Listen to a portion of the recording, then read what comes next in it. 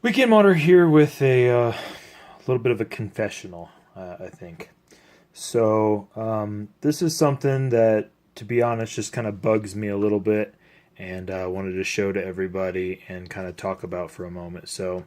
I'm just going to mention the guy by name. So this dude on Instagram, my wife told me I should be on Instagram with the Weekend Modder stuff. So we have the Weekend Modder Instagram, and this kid on there, or adult, whatever, I don't really know him at all.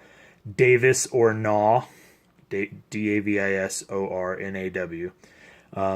called out one of my installs that I guess he got sent for some reason.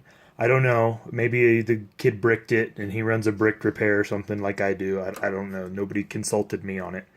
But I see on Instagram that I get called out for, look at all this horrible hot glue in an install. And this console got sent back to me as a bricked service repair.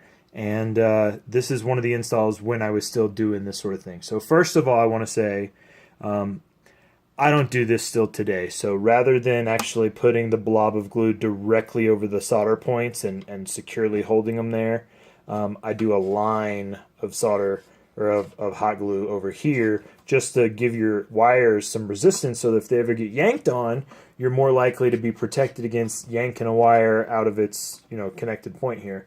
And then in this little corner, rather than encompassing the entire connection that's soldered to that little tiny resistor, I just do a little dab over the corner of the wire and leave that completely exposed. Because this one, you would need to stick a soldering iron into there to melt that, to pull the wire out first before you could remove that safely, because otherwise it's a really good chance you'd rip that little resistor off. Can be done safely, it can be removed safely, and I could. That's not what's needed to this console, but anyway.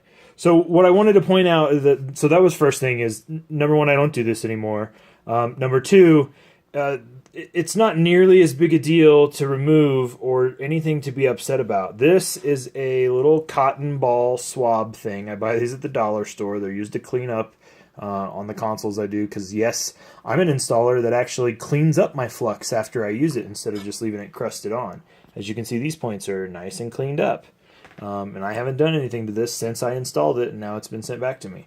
So I've just used some basic rubbing alcohol, right? So this is 50% isopropyl alcohol. You could get 60, 70, 80, 90, 99, whatever. It has the same effect. And I just soaked this cotton thing with that isopropyl alcohol, and I've been dripping it on top of this thing and putting it here. I've been trying to take care to keep it away from the main ICs just to not have any sort of impact there. But I've just kind of been soaking that in it. And what that does is it totally denatures or debonds the glue here. So what you're going to notice is I'm really easily going to be able to, see if I can keep this in focus and do it at the same time, separate this now.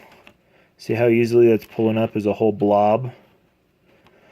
So I would work at it a little bit like this, and then now I would take, and just kind of add some more alcohol, and then give that just another minute to sit. And then here in just a second, that's just going to peel off as one big piece with no impact. The solder connections are going to be intact underneath it with no problem. Anyway, I just wanted to kind of confess, yes, I did do this. This was how I installed for a little while. I thought I was being super secure, making sure nothing would move around. And I still believe that's true.